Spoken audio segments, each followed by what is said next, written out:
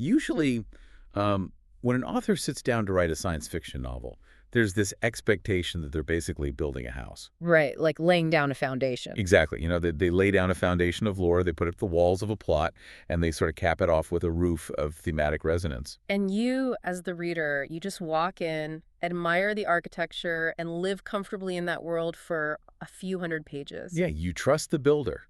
You trust that they know where the exits are and that the floorboards aren't going to just cave in on you. It's a structured, intentional habitat designed for your imagination. But occasionally an author gets so obsessively focused on like the zoning permits or the geological history of the bricks that they accidentally build a labyrinth. Or a trap. Yeah, a trap. And not just any labyrinth, but one that actively mocks them, traps them, and then starts questioning the actual nature of reality itself. Which is such a wild concept. Yeah. It really is. Yeah. And that is the exact psychological hazard zone of this massive, unbelievably elaborate 446,000 byte text file we're doing a deep dive into today. It's called Hypothesis, a novel of first contact. Right. And for you listening, whether you're a sci-fi nerd, an aspiring writer, or just insanely curious about the creative process, this is a masterclass in how wild world building can just spiral completely out of control. Because we're looking at a story that attempts to be this bleak, profound work of hard science fiction, right? But somehow it accidentally mutates into a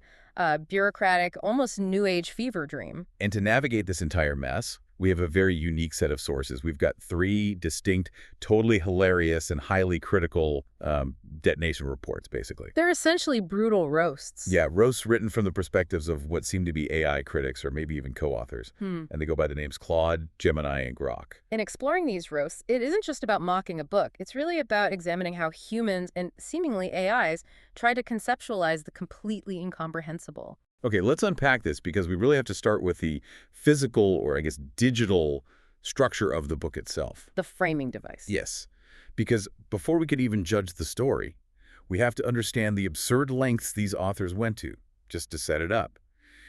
The AI critics point out that this book is constructed like a Russian nesting doll of literary fraud.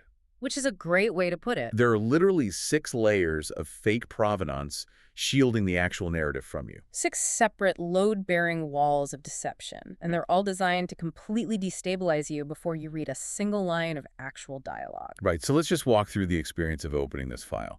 Layer 1, you see the title, Hypothesis, a novel of first contact. Normal enough. But then you turn the page to Layer 2, where it is suddenly subtitled as a fictional Stanisław Lem manuscript fragment. Which immediately makes you pause. Yeah.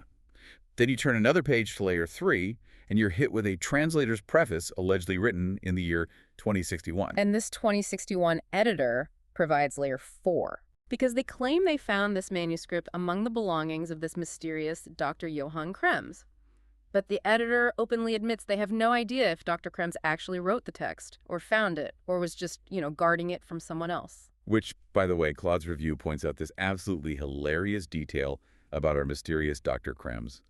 The name literally translates to a condiment. I love this part. Krems is German for chalk and Czech for horseradish. So the protagonist of this grand cosmic mystery is essentially named Dr. Horseradish. It's so absurd. But the framing doesn't even stop there. Layer 5 is an archival note from the UN library in Geneva.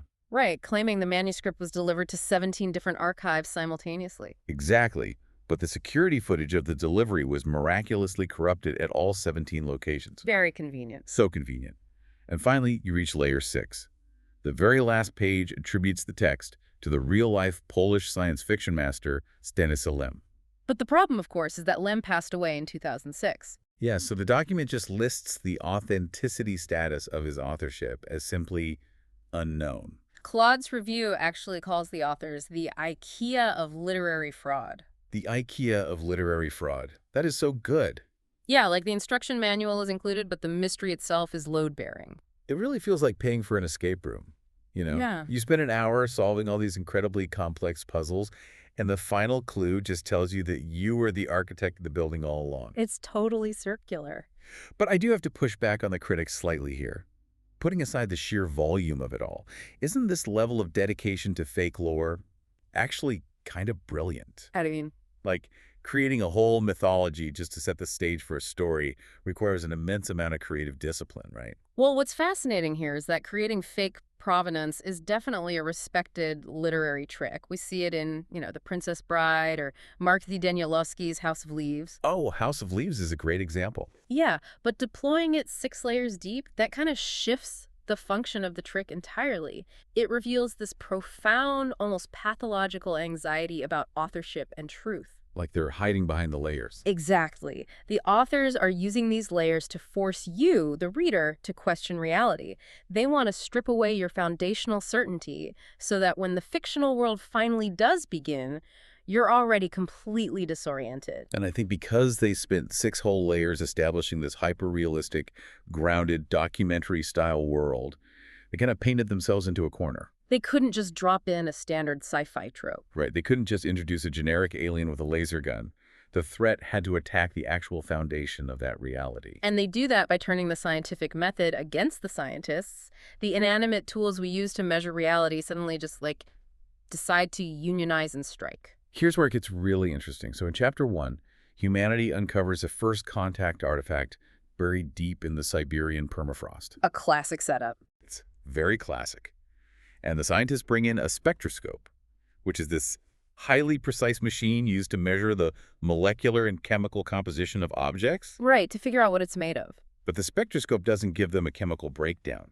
It spits out an error message, written in grammatically correct Russian. This part is just brilliant. The machine literally says, I cannot tell you what this is made of because the question presupposes categories that do not apply.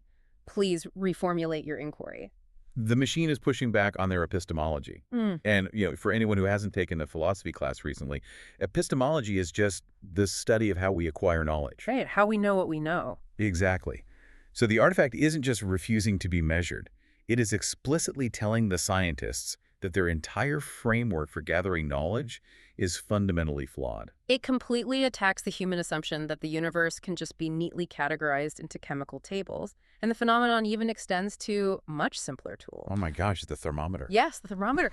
They bring in a standard thermometer, and instead of displaying the temperature of the room, it displays the temperature's opinion about being measured. The tool develops phenomenological interiority. Which is such a dense way to say the thermometer has feelings now. Yeah, it's no longer just reflecting a physical state. The thermometer is having a subjective, conscious experience, and it feels actively compelled to articulate that experience. It is so beautifully absurd. It's literally like stepping on a scale in the morning, and instead of displaying your weight, the screen just lets out a heavy, disappointed sigh. That's exactly what it is. But, Gemini's roast is absolutely brutal about this entire sequence. Oh, Gemini hates it. Gemini argues this is a total failure as a Stanisław Lem homage. Lem wrote about alien contact as this immutable, terrifying impossibility. Think of the completely incomprehensible living ocean in his novel Solaris. Right, it doesn't talk to you, it just exists. Exactly. But this artifact, by contrast, is accommodating. It's polite. Gemini actually calls it Siri with a Siberian VPN. Siri with a Siberian VPN. Yeah, instead of cosmic horror, we are handed what Gemini calls a dual-housed pedagogical room freshener. Wow. But Gemini is highlighting a really crucial concept in sci-fi analysis, right? Yeah, it's known as the Lem fallacy. True, hard science fiction seeks to completely obliterate anthropocentric narcissism. It argues that the universe does not care about humanity. It's just vast and cold. Exactly. Vast, cold, and entirely indifferent to human logic. The universe should never be a comforting mirror waiting to hold our hand. I mean, I understand the genre purist argument there, but why is Gemini so incredibly angry that the artifact is being helpful? Like, isn't a polite pedagogical alien a really nice change of pace from standard world-ending monsters? Well, by making the alien artifact speak Russian, and by having it so gently correct the scientists' methodology, the authors accidentally optimized the universe for human civilization. They made it too relatable. Right. They took the terrifying infinite unknown and domesticated it. It is no longer an alien entity. It's basically a very patient tutor. And that fundamental shift changes how humanity reacts to it. Because if the alien is just a polite teacher, humanity does not respond with existential dread. No. They respond the only way human society knows how to deal with something polite and cooperative. They respond with administrative paperwork. Endless paperwork. Which leads us to, honestly, the strangest, most deeply bureaucratic section of the entire book. So the artifact eventually facilitates humanity merging into this massive planetary collective consciousness, right? Right, we achieve ultimate transcendence. We become a unified hive mind.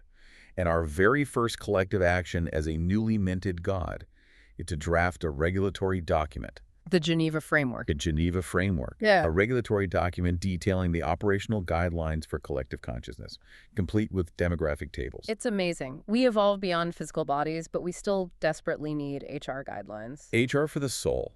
And it gets so specific. Like, Appendix B contains the technical specifications for collective consciousness architecture, and it includes something called the Nordic variation. This is maybe the funniest detail in the text. It really is. Yeah. The document formally recommends that for Nordic peoples, the collective consciousness nodes should be limited to 8 to 12 people. Why?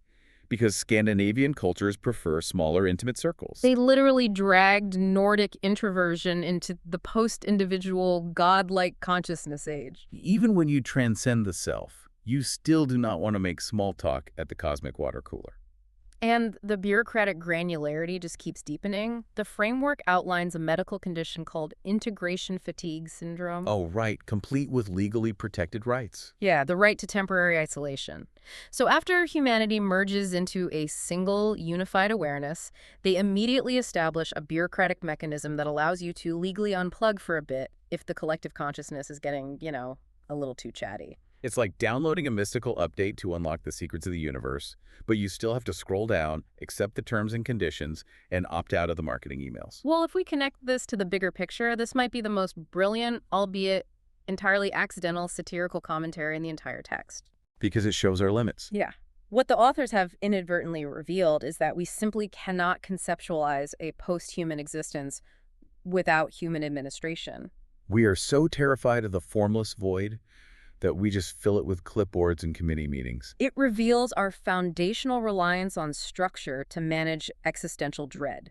The universe is terrifying. The merging of billions of minds is terrifying. So we create appendices to make it feel manageable. And the ultimate punchline of this administrative coping mechanism is Section 6.3 of the Geneva Framework. Right, placed right next to the Nordic node counts. Yeah, it's a classified committee document that details the omega point. And the omega point is a real philosophical concept, to those who don't know. It's the theoretical unification of all awareness in the entire universe. The ultimate end state of all reality and consciousness. Yes. And how is the climax of all existence listed in this regulatory framework? With a single bullet point that just reads, technical implementation details unknown. The end of the universe is quite literally listed as TBD in a committee document. It's amazing. But we also see this exact same administrative briskness applied to horrific human tragedy. Oh, Dmitri. Yeah, there is a researcher in the narrative named Dmitri Koschev. And through prolonged exposure to the artifact, his consciousness begins to actually leak. He completely loses his individual selfhood. Right, he writes a book detailing his own psychological dissolution, which is titled Archaeology of the Self. He genuinely believes his mind is being extracted and mapped by this patient geological intelligence. He sacrifices his entire ego to the cosmos just to produce this text. And what is the narrative payoff for his profound ultimate sacrifice? The text notes that his book achieved, quote, brief notoriety in certain philosophical circles before he vanished completely. Brief notoriety. Claude Rose points out that this is arguably the most devastatingly accurate description of the academic reception of genuinely important ideas ever written. It really is. You dissolve your mind into the infinite, you read a groundbreaking text, and the academic world basically gives it a polite nod for a semester before moving on to the next trend. It is a tragic intellectual biography contained in a single throwaway sentence. But it also highlights the core frustration the AI roasts have with the book's methodology. If the societal response to the infinite is just bureaucracy, how does the narrative handle the actual scientific method? According to the critics, they handle it terribly. The authors completely abandon scientific rigor in favor of pseudoscience and what Gemini so bluntly calls wellness jargon. Yeah, and we see this collapse of logic perfectly in the sealed theorem experiment. Oh, this part drove Claude crazy. So the book attempts to prove that telepathy is real. Dr. Tanaka writes a highly complex, brand new mathematical proof. He seals it in an envelope, locks it in a safe, and then attempts to telepathically beam the concept into the mind of another scientist, Dr. Chen, who is sitting in a totally different room. Right. And Dr. Chen doesn't get the exact proof, but she derives an equivalent proof by a different route, reaching the exact same mathematical conclusion. And the narrative presents this as undeniable, hard evidence of telepathy. But Claude gently points out the fatal flaw in this logic. Such a glaring flaw. If two brilliant mathematicians working within the exact same problem domain independently derive equivalent theorems through multiple valid routes, that is not telepathy. No. That is just mathematics. It's entirely indistinguishable from two smart people just being smart. But the book actually has a resident skeptic, right? Dr. Samuels, a physicist who acts as the voice of reason. Right. He watches this experiment and says, "You're not reading minds. You two have been working together for months. You're cross-pollinating ideas, reading micro-expressions, picking up contextual cues. It's just hyperactive social cognition." Which is a perfectly sound, scientifically correct methodological critique based on the actual evidence presented. Exactly. The epistemological conflict is super clear here. So how do the authors resolve this friction? Do they provide stronger, verifiable evidence to convince the skeptic? Of course not. Because the authors cannot prove him wrong using logic, they simply force him to have a mystical vision. They just upgrade his consciousness directly so he can't argue with them anymore. Yeah. The skeptic gets vaporized by enlightenment purely to shut him up. And this specific narrative cheat prompts a furious review from Grok. Oh, Grok was so mad. Grok calls the maneuver an ontological war crime. Grok argues that this isn't just lazy writing, it is a blatant rehash of the author's previous works. Works with heavily stylized titles like The Probability of Lazarus, Secret Treatises, and Wetware Sutras. Right. Grok argues that the story trades the rigorous friction of hard science fiction for consciousness yoga. So what does this all mean? The book establishes this massive schism between two factions. You've got the instrumentalists, who are the nerds wanting to measure the artifact, and the participatory faction, the hippies who just want to meditate near it. And Grok is furious because the authors clearly stack the deck in favor of the hippies. Heavily stacked. The narrative features these so-called pure nodes, people who essentially have their analytical personalities lobotomized in order to achieve enlightenment. And the book frames this lobotomy as a beautiful, transcendent evolution. Which fundamentally betrays the premise of the genre. Hard science fiction is supposed to be about exploring the unknown through the lens of verifiable reality. Not just vibes. Right, not vibes. Hypothesis abandons the unknown to become a 3 a.m. dorm room philosophical debate disguised as a novel. The authors built this beautifully spooky launchpad in the permafrost, only to launch a rocket filled with therapeutic, non-dualistic wellness jargon. Okay, I have to defend the authors here, at least specifically regarding Dr. Samuels. I understand why the AI critics, who operate purely on logic, hate the mystical vision thing. Right. But human cognition has limits. Isn't giving the skeptic a vision exactly how massive paradigm shifts actually feel?